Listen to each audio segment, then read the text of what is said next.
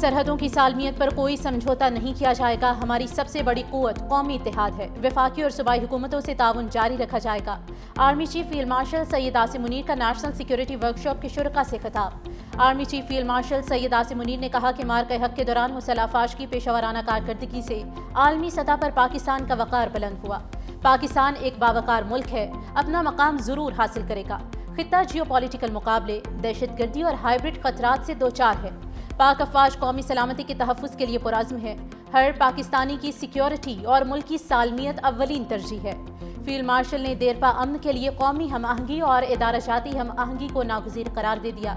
G H Q کے دورے کے دوران نیشنل سیکیورٹی ورکشاپ کے شرکاء کو خطے اور داخلی سلامتی کی صورتحال, اسمگلنگ, منشیات اور غیر قانونی مقیم غیر ملکیوں کی واپسی سمیت بارڈر کنٹرول اقدامات پر بریفنگ دی. Chairman joint chiefs of staff committee general Sahir Shamshad Mirza کے اعزاز میں الوداعی تقریب. 40 سالہ خدمات کو خراج تحسین. سابق چیئرمین جوائنٹ چیفز اور سینئر افسران کی تقریب میں شرکت. جنرل ساحر شمشاد مرزا نے خطاب کرتے ہوئے کہا کہ مضبوط دفاع قومی سلامتی کا بنیادی ستون ہے. قوم کا دفاع ناقابل تسخیر ہے. مسلح افواج پاکستان کو مزید مستحکم بنانے کے لیے تیار ہے. جنرل ساحر شمشاد مرزا کے اعزاز میں smart trial services guard of honour پیش کیا گیا.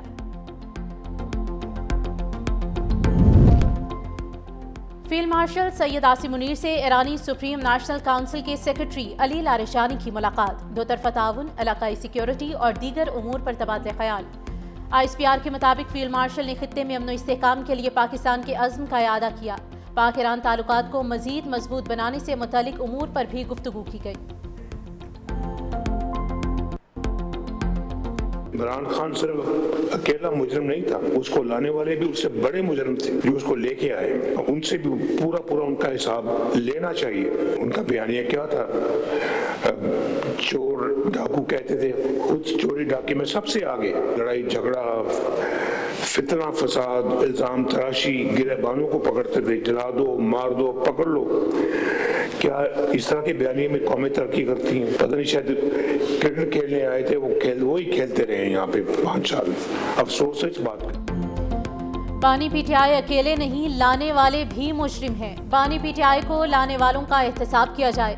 دوسروں کو چور کہنے والے خود چور ڈاکو نکلے. نون لیگ کے جانے کے بعد بہت تباہی ہوئی, ملک کا ستیہ ناش کر دیا گیا.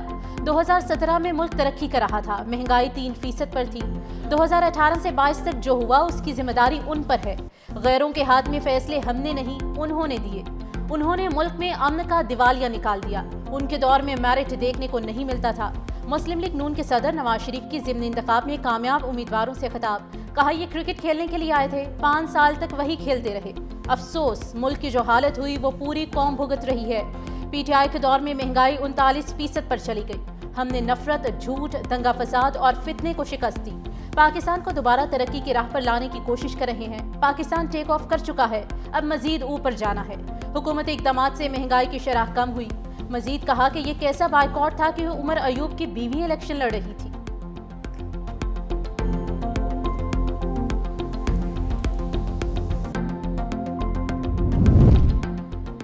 مشرف سے فیض تک سب نے کہا کہ نواز شریف کی سیاست ختم ہو گئی ہے. بانی نے بھی یہی الفاظ دہرائے تھے. نواز شریف کی سیاست ختم کرنے والے آج خود ختم ہو گئے. ملک کا ماضی, حال اور مستقبل نواز شریف ہیں. وزیر اعلیٰ پنجاب مریم نواز کا نو منتخب ارکان اسمبلی سے خطاب. کہا میاں والی میں اب تبدیلی آ گئی ہے. مسلم لیگ نے کبھی الیکشن کا بائیکاٹ نہیں کیا. لوگوں کو اصل اور نقل کا فرق پتہ چل گیا ہے. ہمیں موروثی سیاست کا تانا دینے والوں نے بیوی, بھائی, رشتہ دار کھڑے کیے. کہا عوام اب کسی کے بہکاوے میں نہیں آئیں گے. عوام نعرے اور عملی اقدام میں فرق جان چکے ہیں. وزیر اعظم شہباز شریف 2 روزہ دورے پر بحرین پہنچ گئے. بحرین کے ولی عہد شہزادہ سلیمان بن حمد الخلیفہ نے استقبال کیا. وزیر اعظم کو گارڈ آف آنر پیش کیا گیا. وزیر اعظم کی بحرین کے ولی عہد سے بھی ملاقات. خطے کی صورتحال پر تبادلہ خیال.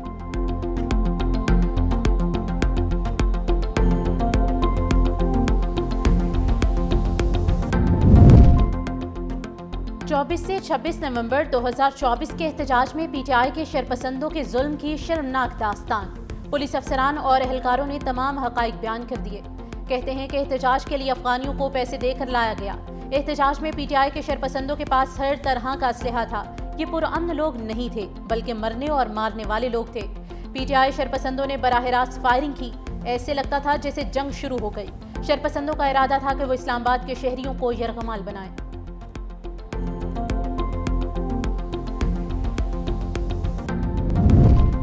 علی مخان سمیت 11 ملزمان کے خلاف 26 نومبر احتجاج کیس کی سماعت۔ علی مخان کو تحویل میں لینے کے کچھ دیر بعد جانے کی اجازت مل گئی۔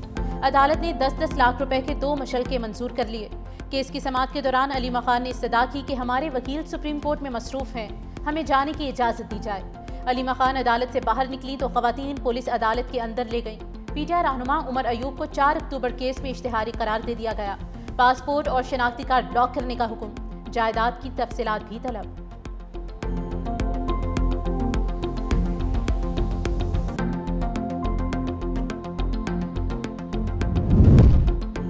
کراچی میں کارونجھر پہاڑ کی کٹائی کے خلاف وکلاء کا احتجاج۔ سندھ حکومت کے ساتھ مذاکرات کامیاب، وکلاء نے احتجاج 15 روز کے لیے مؤخر کر دیا۔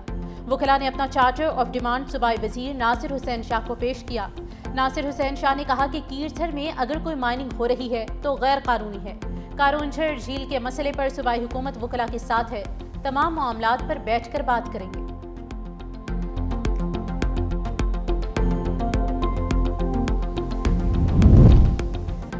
پہلے وکیل دلائل سے قائل کرتے تھے، بدقسمتی سے اب صورتحال میں فرق آ گیا ہے۔ حکومت نرمی برت رہی ہے ورنہ تمام اقدامات کے اختیارات موجود ہیں۔ آئین میں ترمیم کرنا پارلیمنٹ کا اختیار ہے۔ دنیا بھر میں آئینی ترامیم ہوتی ہیں، مجھے نہیں علم کہ اپوزیشن کو اعتراض کس چیز پر ہے۔ وزیر اعلیٰ سندھ سید مراد علی شاہ کا کراچی میں تقریب سے خطاب اور میڈیا سے گفتگو۔ کہا وزیر اعظم سے NFC پر کوئی بات نہیں ہوئی۔ قومی مالیاتی کمیشن کا اجلاس 4 دسمبر کو ہوگا۔ صوبے اپنی RNFC میں دیں گے، MKM کو آن بورڈ لے کر آگے بڑھیں گے۔ کراچی کا مزاج عالمی رواداری اور سفارتی سرگرمیوں کے لیے موزوں ہے۔ سندھ میں تجارت، سرمایہ کاری، تعلیم اور ثقافت کے نئے دروازے کھل رہے ہیں۔ پاکستان کا مستقبل نوجوانوں کے ہاتھوں میں ہے۔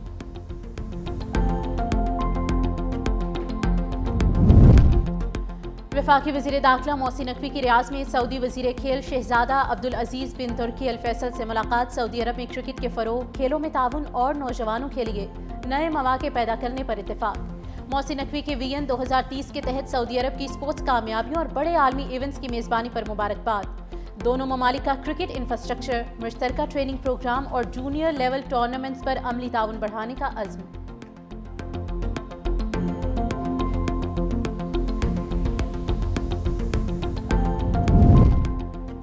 اب تو آئینی عدالت بنا لی پھر بھی کام نہیں ہو رہے۔ بے ایمان لوگوں سے سسٹم نہیں چل سکتا۔ لوکل باڈیز انتخابات نہ کروانا بھی بے ایمانی ہے۔ ہر بے ایمانی اور غلط ٹول استعمال کے لیے رکھا ہوا ہے۔ اسلام آباد ہائی کورٹ کے جج جسٹس محسن اختر کیانی کے کیس کے دوران ریمارکس۔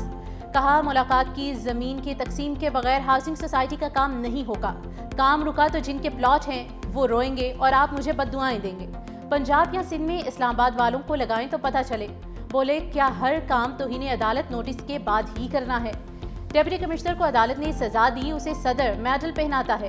عدالت نے اسلام آباد انتظامیہ کو پٹواریوں کی اسامیوں کا درست اشتہار جاری کرنے کا نیا حکم جاری کیا۔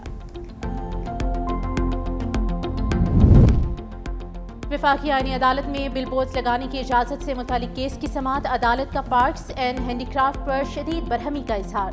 جسٹس حسن رضوی نے ریمارکس دیے کہ بل بورڈ بڑے خطرناک ہوتے ہیں۔ بل بورڈ لگا کر فیس کی مد میں پیسہ اکٹھا کرنا چاہتے ہیں۔ کیا پیسے کے لیے اتنا گر جاؤ گے؟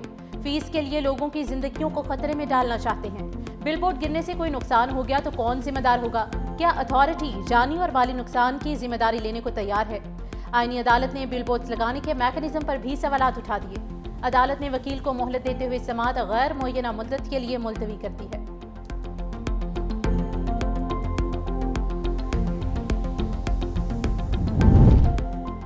گلگت بلتستان کے نگران وزیر اعلیٰ جسٹس یار محمد نے اپنے عہدے کا حلف اٹھا لیا۔ گورنر سید مہدی شاہ نے حلف لیا۔ تقریب حلف برداری میں وفاقی وزیر امور کشمیر اور گلگت بلتستان انجینئر امیر مقام کی خصوصی شرکت۔ اہم سیاسی شخصیات، اعلیٰ عدلیہ کے ججز، مقامی انتظامیہ کے افسران بھی موجود تھے۔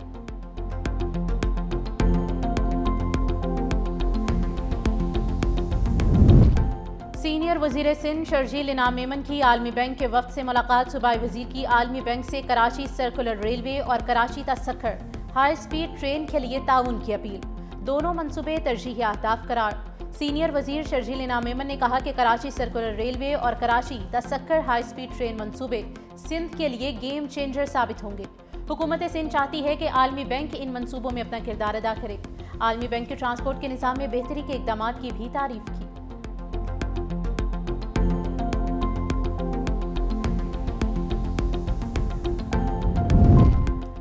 پنجاب میں پہلی بار صحت کے شعبے میں تاخیری کلچر ختم۔ دل کے مریضوں کے علاج میں ایک لمحے کی تاخیر بھی قابل قبول نہیں ہوگی۔ وزیر اعلیٰ پنجاب مریم نواز کی زیر صدارت اجلاس۔ پنجاب کے 57 اسپیشلائزڈ ہسپتالوں کی پرفارمنس رپورٹ اجلاس میں پیش۔ Nawaz Sharif institute of cardiology مری کو اپریل تک مکمل فعال کرنے کا حکم دے دیا۔ کارڈیالوجی مشینری کی تاخیر پر وزیر اعلیٰ مریم نواز کی سخت ناراضی۔ پنجاب میں ہسپتال کی تعمیر کے ساتھ ساتھ تمام مشینری اور مکمل آلات کی انسٹالیشن لازمی قرار۔ وزیر اعلیٰ کی ساہیوال انسٹیٹیوٹ میں سہولتوں کی فراہمی مزید بہتر بنانے کی بھی ہدایت۔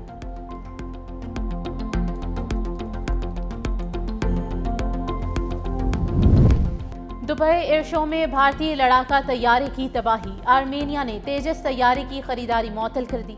آرمینیا اور بھارت کے درمیان $1.2 ارب مالیت کے 12 طیاروں کی خریداری پر بات چیت جاری تھی۔ دبئی ایئر شو میں تیجس طیارہ حادثے کے بعد آرمینیا نے طیارے نہ خریدنے کا فیصلہ کیا۔ آرمینیا کی جانب سے خریداری منسوخ کرنے پر اسرائیل ایروسپیس انڈسٹریز کو بھی لاکھوں ڈالرز کا نقصان ہوگا۔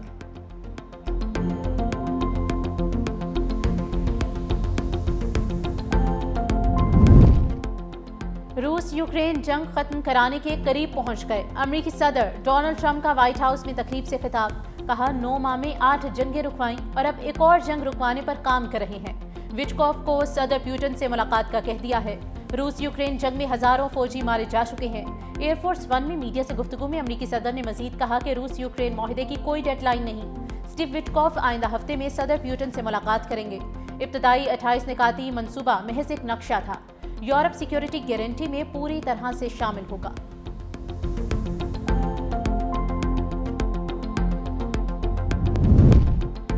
ابوظہبی میں امریکہ اور روس کے درمیان امن مذاکرات۔ یوکرینی صدر بھی رضامند۔ صدر زیلنسکی کا کہنا ہے کہ امریکہ کی جانب سے پیش کیے گئے جنگ بندی فریم ورک کو آگے بڑھانے کے لیے تیار ہیں۔ اس منصوبے کے متنازع نکات کو صدر ٹرمپ کے ساتھ براہ راست بات چیت میں طے کریں گے۔ روس یوکرین امن مذاکرات ہمارے یورپی اتحادیوں کی شمولیت کے ساتھ ہونے چاہئیں۔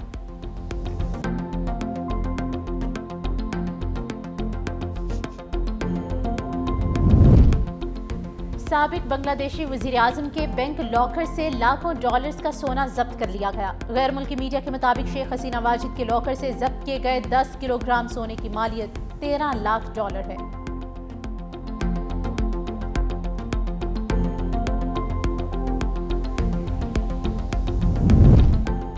اسرائیل نے مغربی کنارے سے ہزاروں فلسطینیوں کو بے دخل کر کے کیمپوں کی طرف دھکیل دیا۔ ہیومن رائٹس واچ نے انکشاف کیا ہے کہ اسرائیل 32,000 فلسطینیوں کو جنبین، نور شمس اور تلکرم کے پناہ گزین کیمپس میں منتقل کر رہا ہے۔